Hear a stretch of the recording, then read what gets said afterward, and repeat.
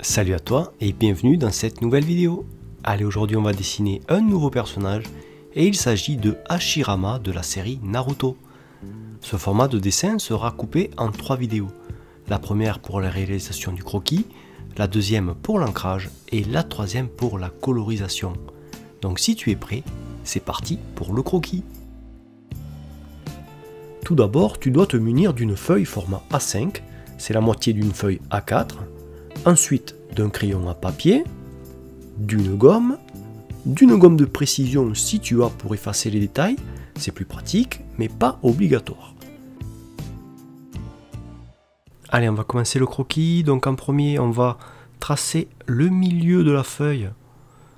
Donc on va partager notre feuille sur sa largeur, comme ceci, donc 7,4 cm de large, de chaque côté. Si tu prends du A4, ben, tu partages en deux, quoi qu'il en soit, voilà. C'est pas bien compliqué de couper sa feuille en deux.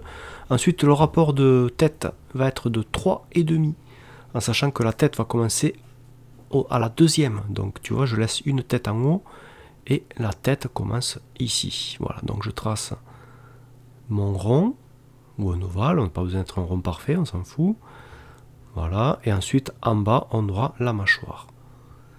Donc deux lignes qui vont être légèrement inclinées et qui vont être encore plus inclinées pour rejoindre le bout du menton. Donc quand je parle de rapport de tête, là, ça se mesure du haut du crâne jusqu'au bas du menton. Donc bien sûr, quand tu vois le personnage, le modèle, il faut deviner où son crâne arrive à peu près sur le modèle. Donc là, on va d'abord tracer en fait la silhouette simplifiée du personnage. Donc là, première chose, repère de la ligne des yeux qui se trouve à peu près au milieu du visage, une ligne légèrement incurvée. Voilà, je trace un deuxième repère ici. Donc cette démarcation que j'ai ici, ça me donne la hauteur de la main. Je vais savoir où commence le bas de la main en fait. Donc regarde bien comment j'ai fait pour prendre mes repères. Et je vais placer des formes simples pour mettre en place du coup mes deux mains. Voilà. En sachant que on voit deux petits bouts de doigts qui passent devant le menton. Voilà, donc c'est pas bien compliqué là. Ensuite, on va tracer la hauteur des épaules. Donc regarde par rapport à la ligne des yeux. Elle est légèrement plus basse. Voilà, il y a pas mal de repères sur la feuille qui peuvent t'aider justement à placer ta silhouette.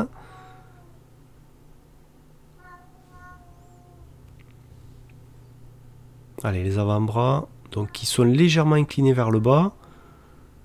Et ensuite, on va repérer les coudes pour ensuite tracer les bras, quoi. Bras et avant-bras. En sachant que pour l'instant, on simplifie un maximum. On est juste là pour mettre en place, pour dégrossir la silhouette de notre personnage sur la feuille. Pour déjà voir si elle est correctement positionnée sur notre feuille. Ça sert à rien de rentrer dans le détail, parce que si jamais tu vois que tu as fait quelques erreurs, et bien si tu as détaillé, tu auras perdu du temps. Donc autant simplifier un maximum, tu regardes si c'est bon, et après tu peux détailler.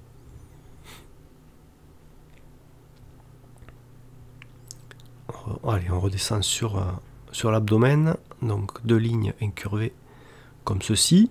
Donc je prends la hauteur de la tête, que je décale entre le bas de ma tête, et du coup j'ai le niveau de ma taille. Donc ça veut dire qu'en fait la taille commence à la deuxième tête. Voilà, ou la troisième si tu pars du haut de la feuille. Et ensuite les deux axes pour les jambes. Donc là, on a notre silhouette, du coup on va pouvoir détailler le visage. Maintenant on va pouvoir entrer dans le détail. Donc on va mettre d'abord en place la ligne des yeux. Voilà, donc il faut bien penser à regarder l'orientation de chaque ligne au niveau des yeux. Donc il a les yeux qui sont un peu différents. Il n'a pas la forme d'œil. Alors je sais pas si c'est... Je connais pas bien le personnage, je le connais pas du tout d'ailleurs. Donc c'est par rapport à la référence que j'ai. Voilà, donc ligne des yeux. Ensuite, une fois que ça c'est fait, on va pouvoir mettre les sourcils en place.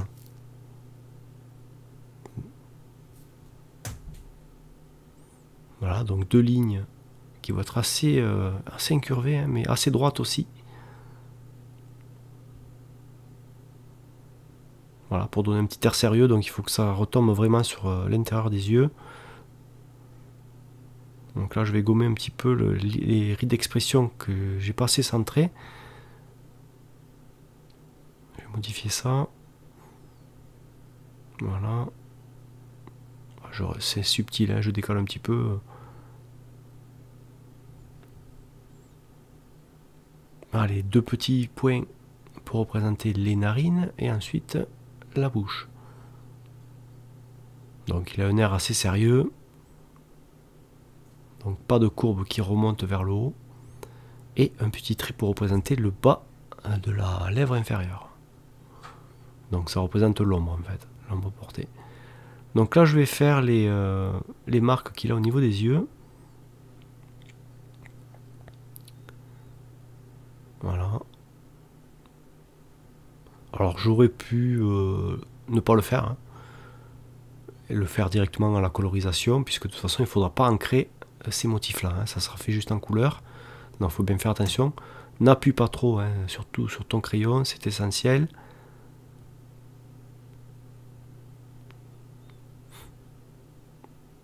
Voilà, et après, ça, j'ai plus besoin de ces lignes. Le symbole au niveau du front.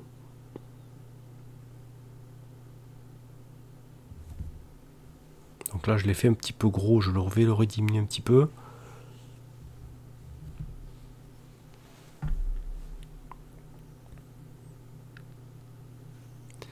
Et ensuite, les oreilles qui vont être légèrement plus hautes aussi, hein, que la ligne des yeux. Donc il faudra faire attention quand on va faire les oreilles. Là, pour l'instant, on fait l'implantation des cheveux. Hein.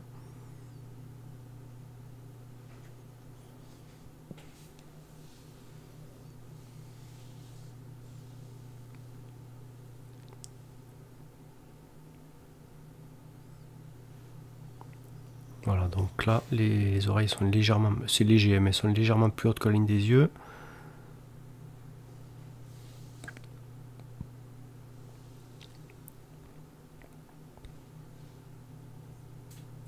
Deux lignes pour représenter la direction des cheveux.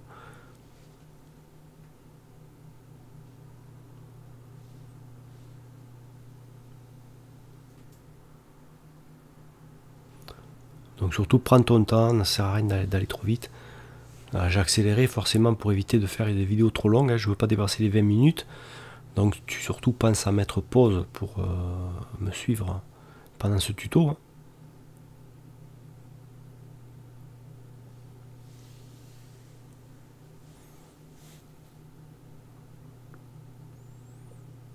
Allez, c'est parti pour les mèches de cheveux. Donc là, on n'a pas besoin d'être précis au millimètre. Hein. C'est l'essentiel, c'est de représenter à peu près le nombre de mèches que tu peux voir sur la référence. Hein.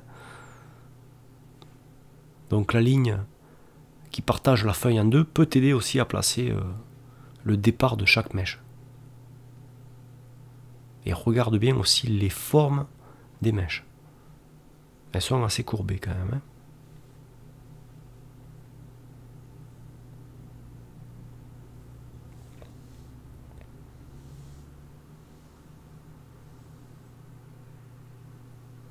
Voilà. Voilà, des lignes courbes. Souvent il y a des lignes courbes ou des lignes en S, ça va dépendre.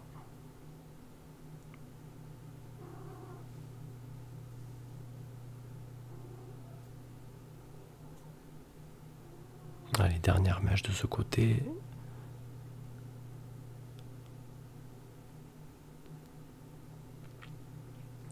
Donc voilà, tu regardes bien à peu près le nombre de mèches qu'il y a de part et d'autre de la ligne centrale que l'on a tracée au début du tuto. Hein.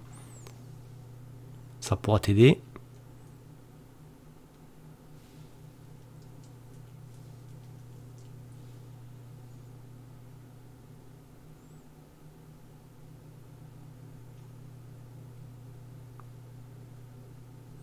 Donc là j'ai fait un personnage, je pense, un petit peu plus difficile par rapport aux deux premiers là. Tu me donneras ton avis. Peut-être que la semaine prochaine, enfin pas la semaine prochaine parce que j'ai déjà préparé des tutos d'avance. Peut-être que je vais simplifier un petit peu les dessins Peut-être on va rester concentré peut-être sur des demi-bustes. Bon, juste au niveau du thorax, visage thorax. Je vais voir comment je vais pouvoir faire pour essayer de faire des trucs un petit peu plus rapides.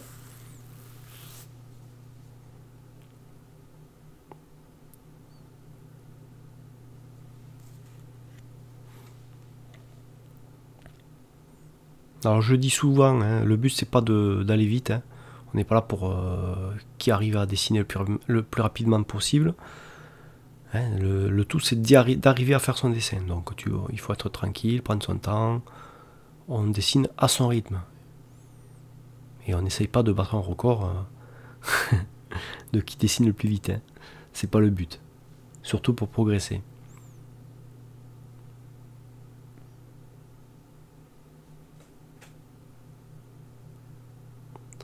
Alors il existe des exercices de rapidité en dessin, mais c'est autre chose, c'est pour travailler autre chose, mais on n'en parlera pas ici.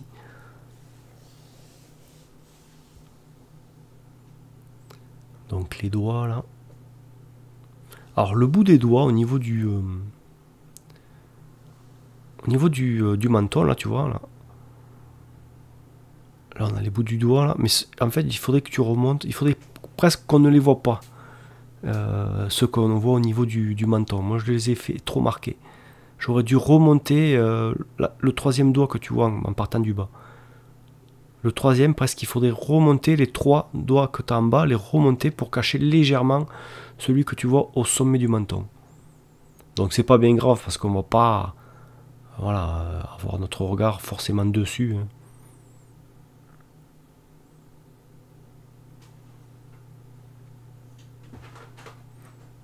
Donc on attaque l'armure. Donc après les épaulettes. Donc d'abord je simplifie, tu vois.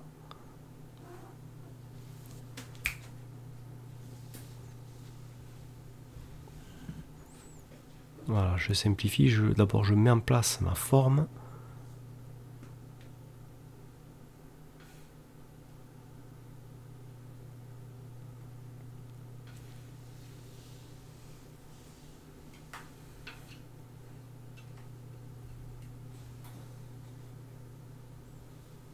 Voilà, je vais faire pareil de l'autre côté.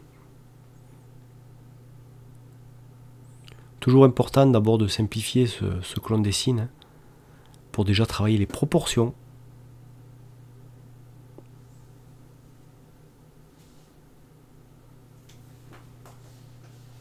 Voilà, donc là on a les deux formes de nos épaulettes, donc on est prêt pour pouvoir les détailler, donc on verra ça un petit peu après. On va continuer sur les brassards au niveau des avant-bras. Donc voilà pourquoi c'est intéressant de simplifier au début notre silhouette. Ça permet de voir si on a les bonnes proportions, et puis après on peut du coup par la suite rajouter les détails.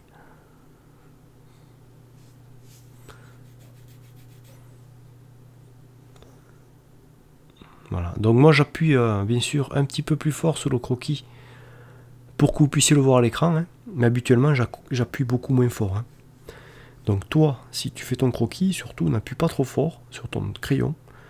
Il faut que tes traits restent assez légers. Comme ça au moins quand tu vas les gommer, ben, tu ne verras plus tes traits. Voilà.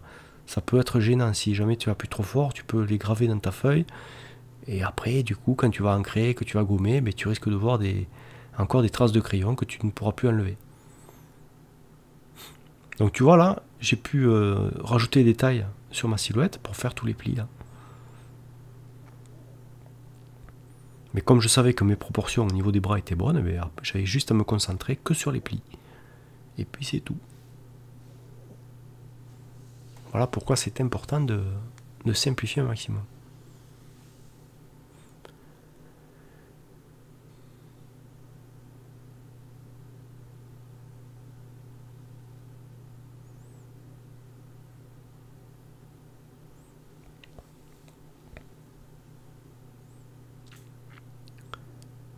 Allez, les plis entre les bras et le torse. Là, j'élargis un petit peu le plastron là au niveau du thorax.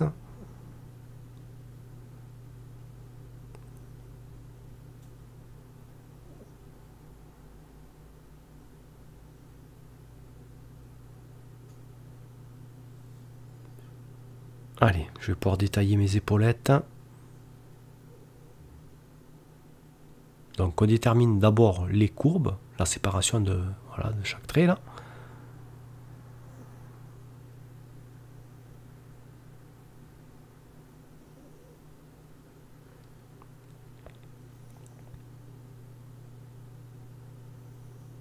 Et ensuite on rajoute les courbes pour modeler un petit peu tout ça.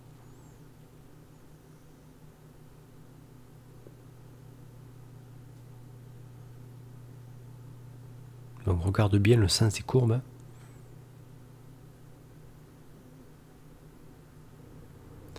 Les petites attaches, là, métal.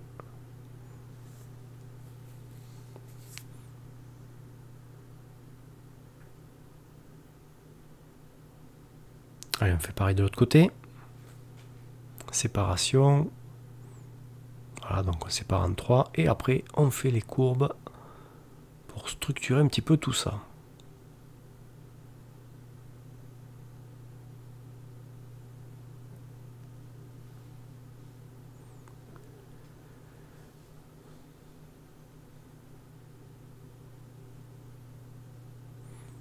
Donc le petit symbole qu'il a de chaque côté. Donc ça sera le même, hein, donc voilà. Et ensuite on va faire au niveau du bas les plastrons qu'il a à ce niveau là. Les jambières, on va appeler ça des jambières.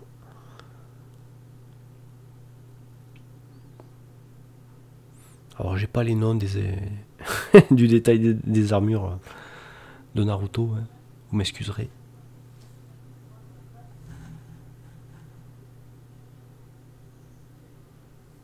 Donc pareil, hein, j'ai fait d'abord les formes de base et puis après je détaille.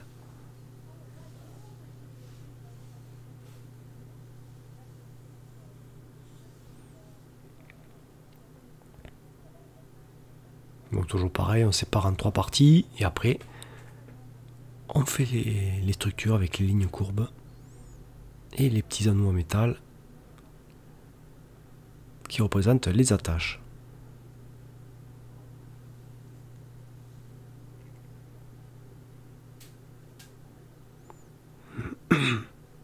Ben, le croquis est pratiquement terminé là. Donc il reste ouais, que à droite. Je vais faire quelques petites modifications, mais bon, c'est rien de...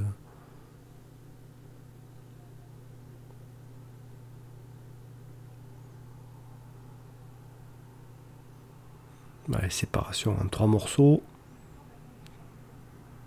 Voilà. Bon, j'espère que jusque-là, tu arrives à suivre au niveau du croquis. N'hésite pas justement à laisser en commentaire ton avis hein, sur la réalisation du croquis, de savoir comment ça se passe de ton côté, c'est toujours intéressant d'avoir vos avis quoi. Donc là, le croquis, ben, il est fait, donc je vais faire quelques petites retouches, je vais affiner un petit peu la mâchoire. Voilà, je vérifie quelques détails par-ci par-là. Mais dans sa globalité là, c'est fini là.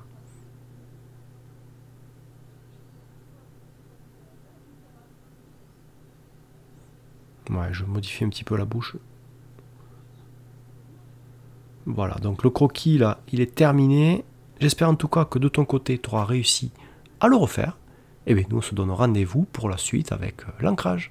Allez, ciao. Tu veux réellement progresser en dessin et enlever les barrières qui t'empêchent d'avancer dans ce domaine? Eh bien, j'ai créé pour toi un programme sur les bases du dessin qui va te permettre d'avoir des fondations solides pour t'épanouir dans cet art. Pour cela, rien de plus simple, rends-toi à l'adresse www.lionelart.com et rejoins la Team Art Academia en choisissant la formule qui te convient. Sur ce, je te dis à la prochaine et que le dessin soit avec toi.